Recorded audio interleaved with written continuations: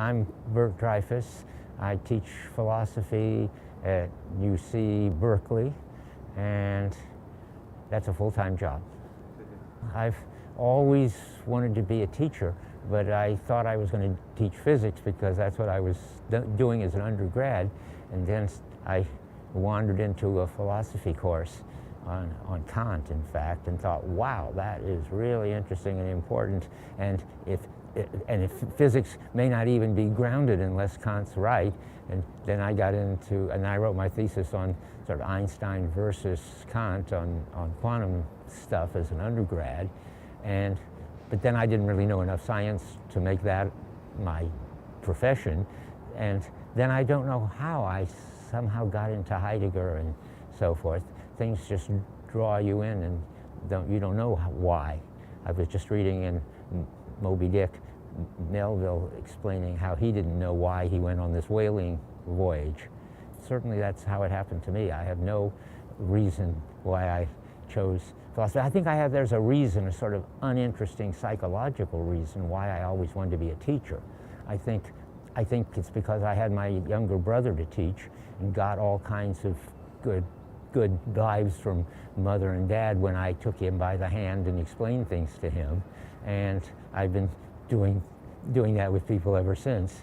I didn't do it on purpose. Of course, you can't do it on purpose, that's the point. But in fact, weird things happen to me all the time.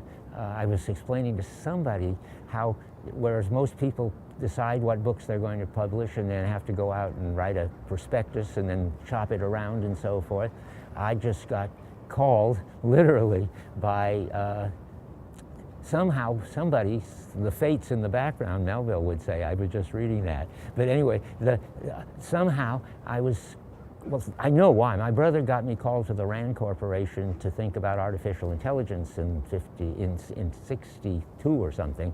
But what was funny is, and then I wrote a short report, and the next thing I knew, me and the report was in Talk of the Town in the New Yorker. How, I have no idea. And then the next thing was, Harper and Row called up and said they wanted me to write a book for them right away, and that's how it happened.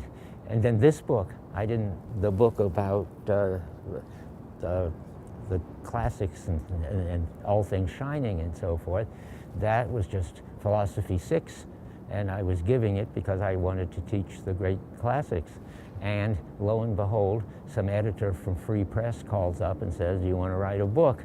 And it's always been like that. I just get battered around by nice things.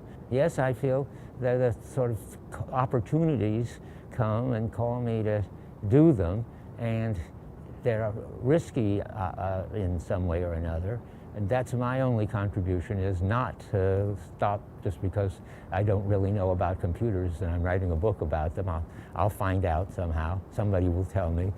In fact, that's what happened. I shopped the manuscript around for about 2 years of what computers can't do, learning what computers do and why they can't and so forth. And it was a mild risk. I mean, it was could have been a waste of time. I could have made a fool of myself.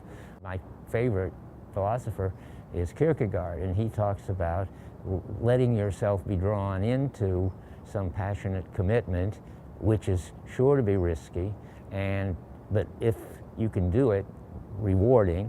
And so whenever I got to Kierkegaard, that sort of connected up with what I was doing anyway, and it isn't, I mean, I didn't ever think of myself as doing what was the rational thing to do or the autonomous thing to do or whatever. It was just the thing that was calling me to do it.